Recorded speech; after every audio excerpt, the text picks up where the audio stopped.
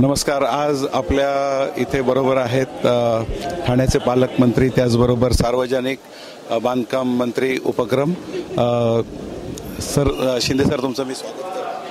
आता तुम्ही करिअर संदर्भातलं जे मार्गदर्शन केलं, तर याच्यामध्ये तुम्ही विशेष म्हटलं ते मार्गदर्शनाची विशेष गरज आहे, ती का अशी वाटते?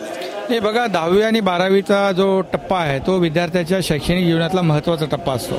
आणि मग त्याच वेळेस जेव्हा विद्यार्थ्याला अचूक असं मार्गदर्शन मिळतं त्यावेळेस त्याची पुढची जी शैक्षणिक वाटचाल आहे ती बरोबर यशस्वी होत असते. नाही तर काही वेळेस संभ्रम मुलांमध्ये असतो, पालकांमध्ये असतो. आणि मग अशाच वेळेस 10वी-12वीच्या टप्प्यामध्ये व्यवस्थित मार्गदर्शन मिळालं की निश्चितपणे त्या मुलाला पुढचं यश चांगलं मिळत असतं. आणि तुम्ही स्वतःच्या करिअरमध्ये एक नेतृत्व म्हणून मोठं यश मिळवलेलं आहे, तर विद्यार्थ्यांना किंवा जे बघणारे आहेत लोक, त्यांना यशाचं नेमकं सूत्र काय सांगाल?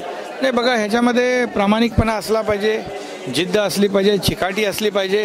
एक टार्गेट आपण ठरवलं की ते टार्गेट अचीव करण्याची जी काही जिद्द आहे ती मनाशी बाळगली पाहिजे. आणि मग निश्चितपणे ते टार्गेट अचीव होत असतं आणि त्या क्षेत्रामध्ये त्याला यश मिळत असतं. मेहनत आणि प्रामाणिकपणा हे गरजेचं आहे. शेवटचा प्रश्न मी तुम्हाला विचारतो की आज तुम्ही नेमकं मार्गदर्शन केलं ते नॅचरल होतं, तर बोलणाऱ्याची माती पण सोन्याच्या भावात विकली जाते, तर तुमचं वक्तृत्व चातुर्य सुद्धा असायला पाहिजे. हे आजच्या विद्यार्थ्यांना का गरजेचं आहे? नाही, बिलकुल. यासाठी फक्त अभ्यास तर करायलाच पाहिजे, परंतु आज स्पर्धेचं युग आहे आणि या स्पर्धेमध्ये टिकायचं असेल तर वक्तृत्व, कर्तृत्व आणि सगळंच या विद्यार्थ्यांना आत्मसात करायला पाहिजे आणि त्यासाठी खूप अभ्यास करायला पाहिजे.